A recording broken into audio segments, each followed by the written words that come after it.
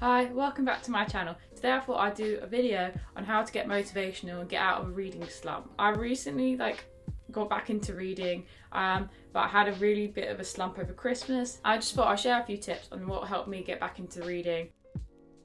So one of the first things I started doing, and I didn't even realise I was doing this, but I was trying to get excited about books, and I just noticed myself going on Goodreads and going on places like Amazon and Waterstones and just looking through and seeing what was available to read, seeing what I like to read, and even Instagram. Going through Bookstagram is so good, and it's just seeing what people are reading and getting inspired by it. Ooh, that looks good, that looks good. Ooh, why don't I try that? And that really helps me, because sometimes I haven't got a clue what's out there, what's new, and if I don't look at what other people are reading, then you don't really know, do you? You're always looking for recommendations, and I find that really helps me.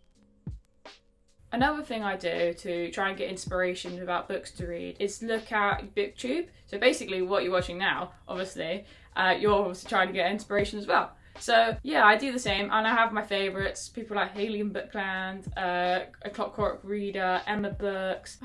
I watch so many now I can't think of their names, but I read so many. Oh, Read with Cindy. Oh, I think it's just with Cindy now.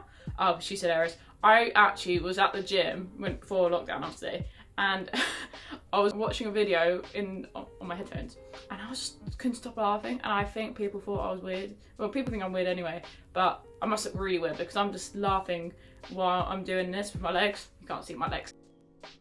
But I was just doing a leg press, and yeah, I was just laughing my head off. It was really funny. Find Booktube inspiration. That would be one of my top tips, especially when they do their wrap-ups, or the best ones of the season, or new releases. Just explore. Literally, there's so much out there, and I think it actually could be overwhelming that there's so much out there, but just pick one, or pick one that you really think, oh, I really fancy that fantasy series. I just really want to do it. I've been wanting to read for a while, and yeah, don't do it.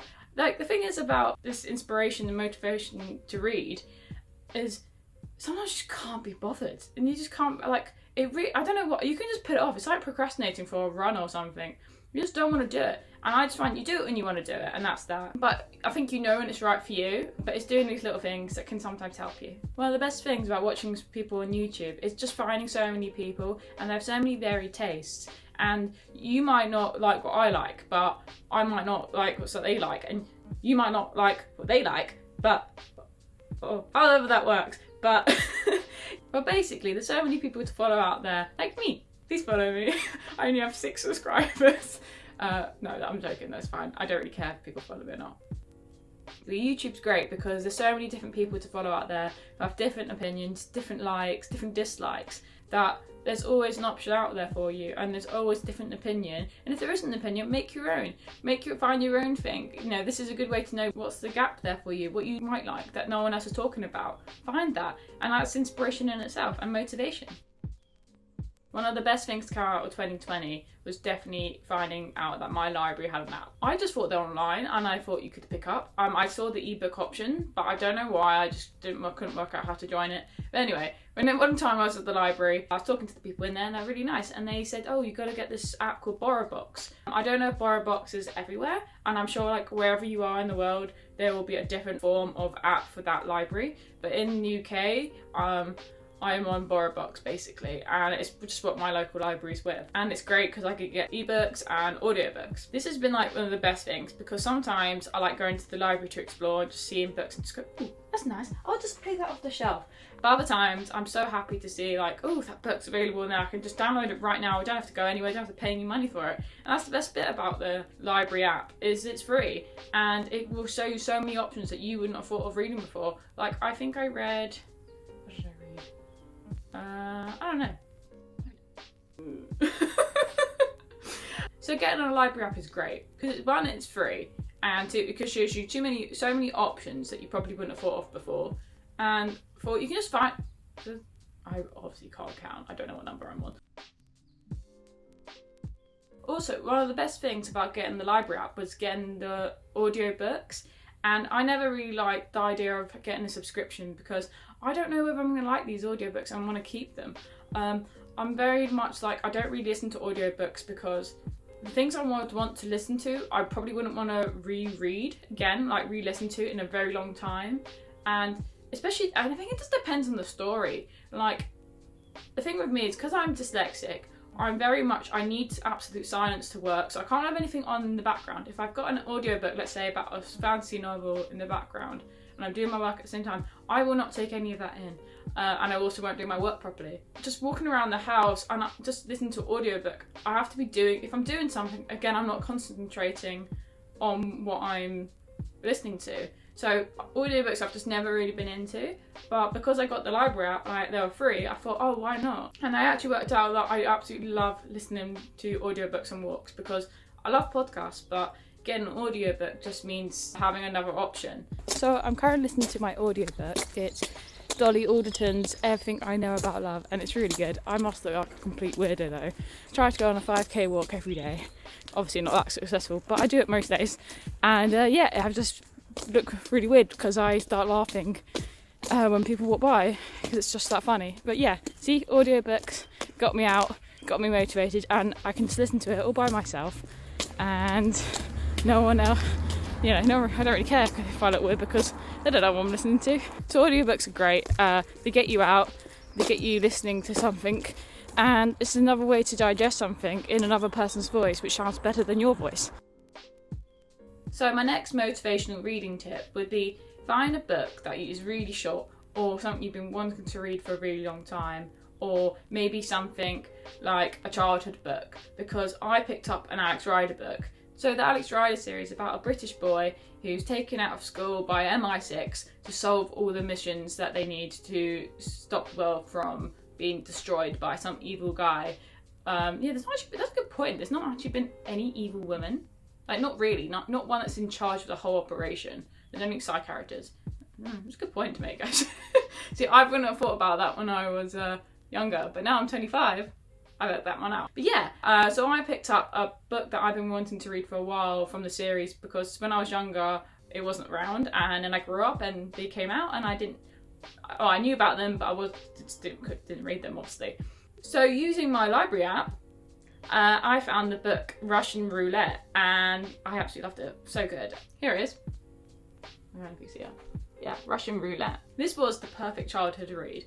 Like, I can't have asked for a better and easy book. I mean, it's easy reading because just the language is easy. It's got action in it. It's got something I used to know myself, something I'm comfortable with, and I just loved it because I love Alex Rider. I love the series much. And also the new series came out on Amazon. They did Point Blank because they did the film of Stormbreaker, and I don't think it did that well, but they did a really good job with the Point Blank series. I absolutely loved it. Find a childhood read, or just find something easy, and I'm sure you will like it. My next tip to get motivated into reading again would be to buy book accessories. Don't just buy a book, buy something else to go with the book. Make it exciting. Some people just don't like the idea of sitting down and having a book out. But if you've got accessories, or you've bought something to use with that, like a bookmark, then it'll be fun, wouldn't it? But yeah, in all seriousness, buying some accessories, why not? Because if you're going to get motivated to go to the gym, I love buying a new gym outfit. I don't stop buying gym clothes, I sit in them all day. Why not do the same but for books? Buy a bath bomb that is to do with a book, like a Harry Potter bath bomb. Or watch the Harry Potter movies. Sorry, this is going very Harry Potter, but buy a bookmark or buy a lovely pillow. I need to buy a back pillow to go at the back of my bed. You can get book boxes where you order a book subscription online, and then you get loads of book goodies with that book. So that's really fun as well. There's so much out there book accessory wise that I'm sure will be really exciting and get you motivated to get back on reading. My next tip for getting motivated into reading is find a cozy spot. I mean, not too cozy, because if you're too cozy, then you just fall asleep. And also, talking about that, don't go in a really, really hot room, because then you'll definitely fall asleep. I've fallen asleep so many times because my mum's got the radiator on, like, everywhere in the house, and I'm just like, ugh. So yeah, but find a cozy spot. Like, maybe don't do like in your bed, but maybe do in your bed, because I don't know, again, pick the time that's good for you. Maybe it's just reading a chapter before you go to bed and getting all cuddly in bed. Maybe it's sitting in your bed but going to get back against your wall. That's what I kind of do. Or sometimes I go downstairs, I find a different location, but I get my blanket and my cat. count as important. And finding that cozy spot for you will really just set the mood. Get a cup of tea, get a herbal tea, or get a hot chocolate. Anything that's gonna make you cozy and just really like in the mood to settle down with something and get really engaged and get lost in a world.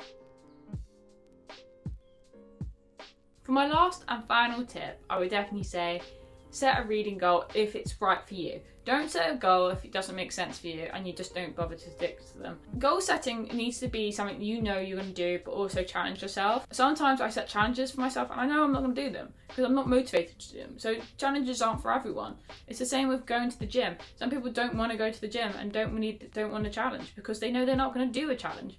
Something that worked for me was making sure I just read a chapter a day, or making sure I read a book a month. If I don't read a book a month, then I just feel like I'm lazy, and also I just feel like I'm missing out and I'm not being productive, and I like reading, so why not? And it doesn't have to be a big book. There doesn't have to be a description to what kind of book. It could be a children's story that's 2 pages long. I don't care.